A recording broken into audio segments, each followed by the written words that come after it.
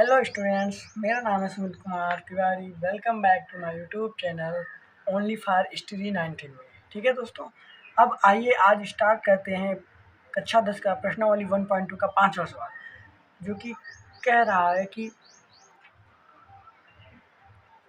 जांच कीजिए क्या किसी प्राकृतिक संख्या के लिए संख्या 6n अंक शून्य पर समाप्त हो सकता है। ठीक है स्टूडेंट, हमें सिद्ध करना है। ठीक है स्टूडेंट, कैसे करेंगे आइए हम देखते हैं। इस टाइप का सवाल मैंने आपको करवा दिया था हालांकि, लेकिन अब अगर आप न कर पाए तो इस सवाल में भी आप समझ सकते हैं। फिर भी आपको कोई डाउट हो तो आप कमेंट बॉक्स में कमेंट कर सकते हैं। ठीक है दोस्तों, आइए स्टार्ट करते हैं। यहाँ पर दिया हुआ है कि पहले तो दिया हुआ है कि प्राकृतिक संख्या n। ठीक है स्टूडेंट्स, n के लिए संख्या 6n अंक 0 पर समाप्त है, यानी कि n जो है हमारे लिए क्या है, प्राकृतिक संख्या है। तो लिख लेंगे n जो दिया हुआ है, क्या दिया हुआ है, n बराबर क्या है, प्राकृतिक संख्या है। प्राकृतिक संख्या है। ठीक है स्टूडेंट्स, n क्या है, प्राकृतिक संख्या है। और यहाँ पर दिया हुआ है कि 6 की घात n अंक शून्य पर समाप्त हो सकता है या नहीं। तो इसके लिए मैंने आपको बताया था, जो जिस संख्या का ज्ञात करना होगा उस संख्या का हमें गुणनखंड लेना है। अगर उसका गुणनखंड 2 गुणे 5 के रूप का हो जाता है, ठीक है स्टूडेंट्स, तो वह 6 की घात n यानी कि 6 की घात n उसकी घात n शून्य पर समाप्त हो सकता है। और अगर नहीं होता है 2 गुणे 5 के रूप में उसका गुणनखंड, तो नहीं होगा। आइए कैसे होता है देखते हैं। पहले तो 6 के गुणनखंड कर लेंगे। 6 के गुणनखंड क्या हो जाएंगे, 6 का गुणनखंड 6 का गुणनखंड क्या हो जाएगा 2 गुणे 3। ठीक है स्टूडेंट, यानी कि इसमें तो 5 ही नहीं आया है, 5 नहीं आया है, 2 तो आया हुआ है लेकिन 5 नहीं आया। इसलिए लिखेंगे यहाँ पर कि 6n के गुणनखंड में 2 गुणे 5 का जोड़ा नहीं प्राप्त हुआ है, यानी कि लिख देंगे। कैसे लिखेंगे आइए देखते हैं कि 6 की घात n में 6 के गुणनखंड 6 के गुणनखंड में 6 के गुणनखंड में क्या नहीं प्राप्त हुआ, 2 गुणे 5 प्राप्त नहीं हुआ है ना स्टूडेंट, प्राप्त नहीं हुआ है। इसलिए नहीं हुआ है, इसलिए नहीं हुआ है, क्या लिखेंगे कि 6 की घात n जो है वो शून्य पर समाप्त नहीं हो सकता है। लिखेंगे, आइए कैसे लिखते हैं। और लिखेंगे कि 6 की घात n 6 की घात n में शून्य लाने के लिए हमें गुणनखंड में 5 अनिवार्य है, यानी कि 5 लाना अनिवार्य है, जो कि इसमें असंभव है। तो लिख देंगे कि लिखेंगे कि 6 की घात n में इकाई के स्थान पर इकाई यानी कि कहीं नहीं बदला आपके। ठीक है स्टूडेंट, इकाई के स्थान पर शून्य लाने के लिए शून्य लाने के लिए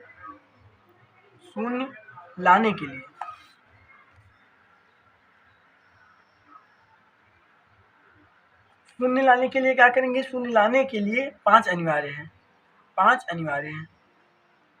जो कि इसमें आया नहीं, इसलिए लिखेंगे जो कि असंभव है। अनिवार्य है जो कि असंभव है, क्या है, असंभव है। ठीक है स्टूडेंट्स, असंभव है।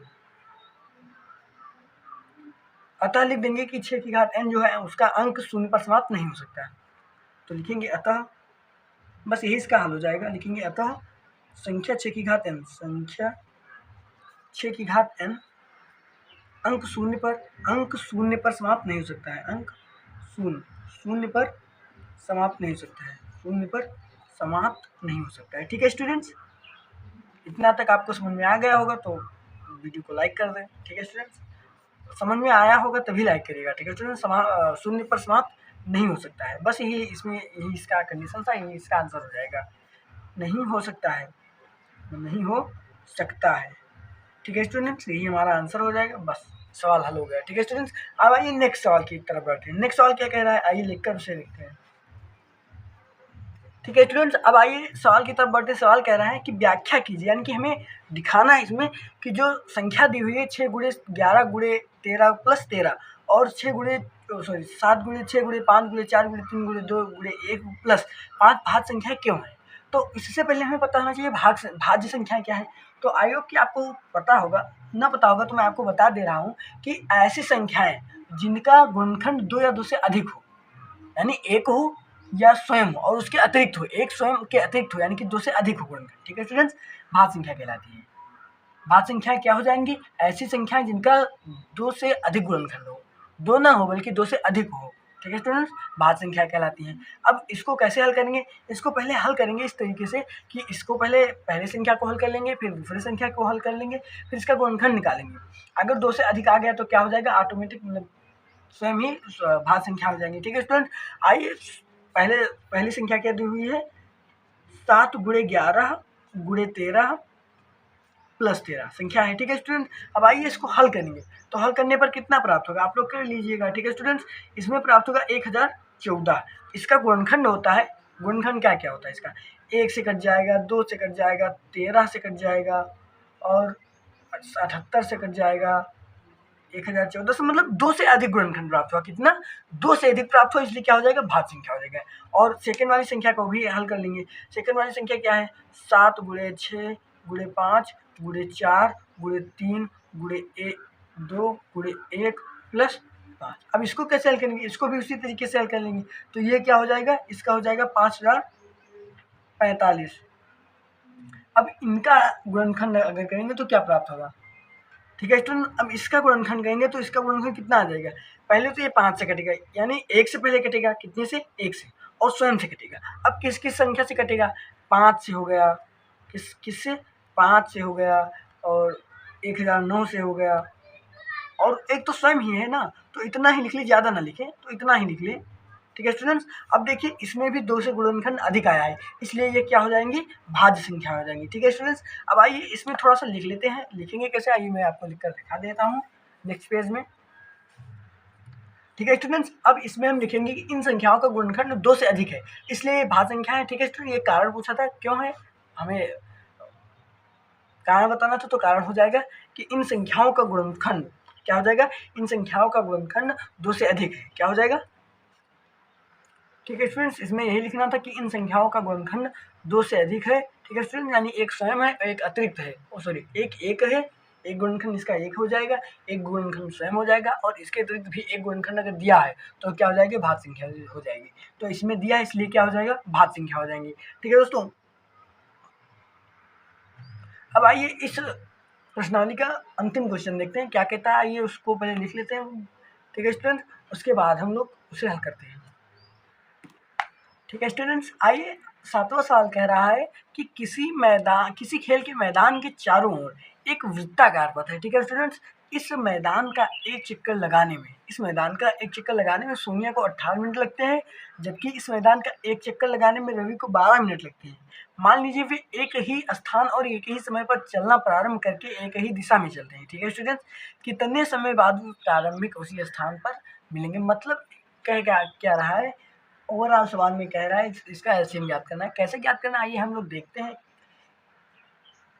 ठीक है स्टूडेंट्स। आइए इसका हल देखते हैं। इसमें दिया हुआ है 18 और 12, 18 और 12, इसका क्या ज्ञात करना है? ये आपको ध्यान में रखना होगा कि इसका एलसीएम ज्ञात करना है, क्योंकि इसमें कॉमन पूछा है वो कि कितने समय बाद एक दूसरे से आप मिलेंगे, यानी कि आप भी उसी समय पर मिलेंगे, यानी कि आप जैसे मान लीजिए आपका एक चक्कर हुआ तो आपका 2 चक्कर हुआ तो उसका 3 चक्कर हो गया, ठीक है स्टूडेंट, यानी कि साथ में मिलने का बात कहा गया है, ठीक है स्टूडेंट।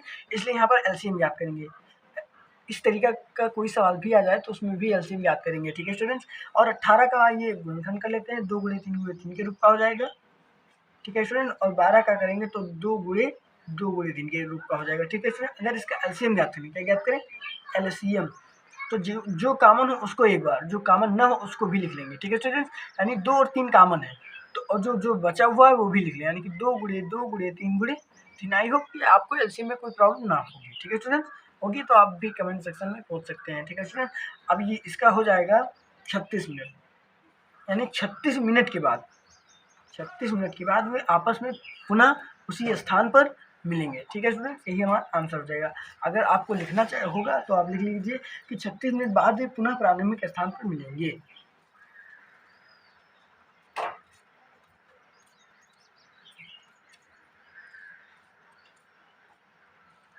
वे पुनः प्रारंभिक स्थान पर मिलेंगे। प्रारंभिक स्थान पर मिलेंगे।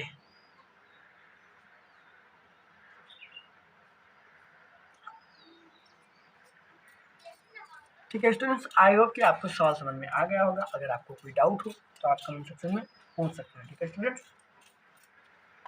अब ठीक है स्टूडेंट, अगर आपको वीडियो अच्छी लग रही हो तो लाइक कर दें, अपने दोस्तों को शेयर कर दें, चैनल को सब्सक्राइब कर दें ताकि ऐसी ही वीडियो आपको मिलती रहे और बेल आइकन दबाना ना भूलें। ठीक है दोस्तों, जय हिंद, मिलते हैं नेक्स्ट वीडियो में। ठीक है स्टूडेंट, 18 मिनट